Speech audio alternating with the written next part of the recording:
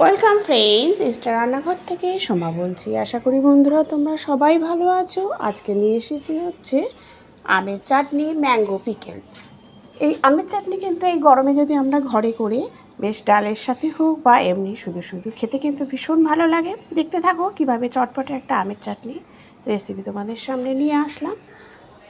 প্রথমে আমি একটু ভাজা মশলা করছি, জিরে, ধনে আর মৌরি, তার সাথে শুকনো লঙ্কা, গোটা শুকনো লঙ্কা একসাথে চাটুতে আমি একটু খালি চাটুতে একটু ভেজে নেব। ভেজে নিয়ে তারপরে কিন্তু আমি এটা গুঁড়ো করব। ততক্ষণে আমটা দেখো আমি কেটে রেখেছি আর গুড় রাখা আছে। গুড় দিয়ে কিন্তু এই আমের চাটনিটা করব, খুবই চটপটে হয়। আর দেখতে থাকো কিভাবে আমি রেসিপিটা রেডি করছি। ভাজা মশলা আগে গুঁড়ো করে নিচ্ছি আমি।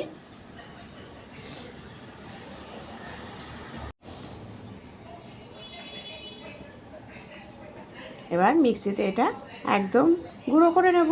এবার হচ্ছে এই আমটা ধুয়ে আমি রেখে দিয়েছি, নুন আর একটু হলুদ দিয়ে আমি কিন্তু এই আমটাকে আগে একটু গরমের মধ্যে মানে রোদের মধ্যে একটু শুকোতে দেব। যেটা আমি নিয়ে যাচ্ছি রোদের মধ্যে, বারান্দার যে রোদ আছে সেই বারান্দার রোদে রাখলেই কিন্তু যথেষ্ট। একটুখানি রসটা টেনে গেলে সেটা খেতেও ভালো হয়, আমগুলো খেতে কিন্তু তাহলে বেশ ভালো হয়। সেই জন্য জলটা টেনে যাওয়ার জন্য রোদে দিয়ে দিলাম। ততক্ষণে ভাজা মশলাটা দেখো রেডি হয়ে গেছে। ঠিক এইভাবে ভাজা মশলাটা করে নেবে।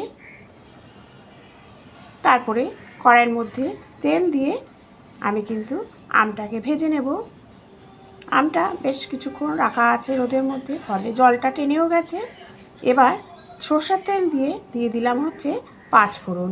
পাঁচফোড়নটা দেওয়ার পরে আমগুলোকে দিয়ে দিলাম। আমগুলোকে দিয়ে একটু এপিট ওপিট করে নাড়াচাড়া করে ভেজে নেব যতক্ষণ না আমটা একটু নরম হচ্ছে। আমটা স্লাইড নরম হলেই কিন্তু নামিয়ে নেবে।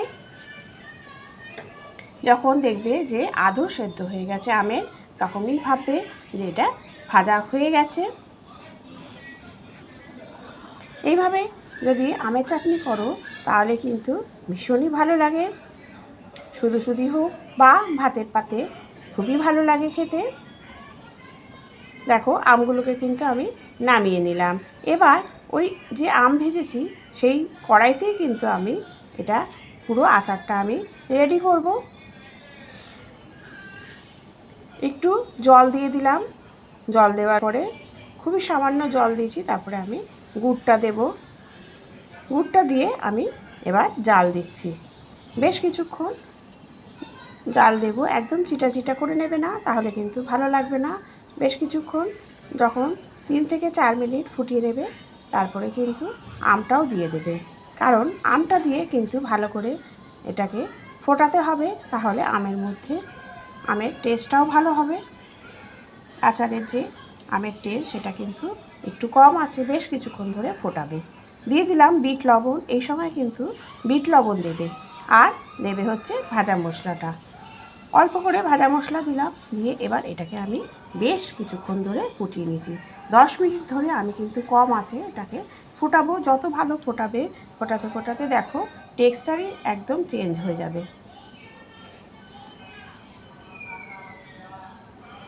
দেখেছো কত সুন্দর কালার চলে এসছে। এবার কিন্তু আমি আবার ভাজা মশলা দেব, কারণ মশলাটা একটু বেশি হবে, এতেই কিন্তু খেতেও ভালো লাগে কাইটা। দেখো এইভাবে ঠিক বেশ কিছুক্ষণ ধরে আমি আবার ভাজা মশলা দিয়ে আমি বেশ কিছুক্ষণ ধরে এটা আবার ফুটিয়ে নেব।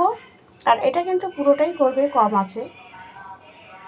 ব্যাস রেডি হয়ে গেল আমের আচার। ঠান্ডা হলে আমি বয়মে ঢেলে রাখবো। এবার তোমরা যত দিন খুশি খাও, কোনো কিন্তু নষ্ট হওয়ারও ভয় নেই। ঠিক এইভাবে যদি আমের চাটনি করো বা আমের আচার করো, বয়মে একদম সুরক্ষিতভাবে রেখে দেবে। আর যখন খেতে ইচ্ছা করবে চামচ দিয়ে তুলে নিয়ে তারপরে আবার ঢেকে দেবে ঢাকনিটা। এঁঠো করবে না, তাহলে কিন্তু জিনিসটা অনেক দিন ভালো থাকে।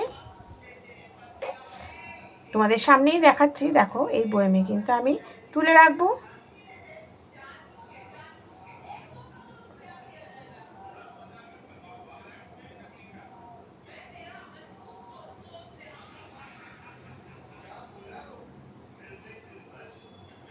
ব্যাস রেডি হয়ে গেল আমের আচার।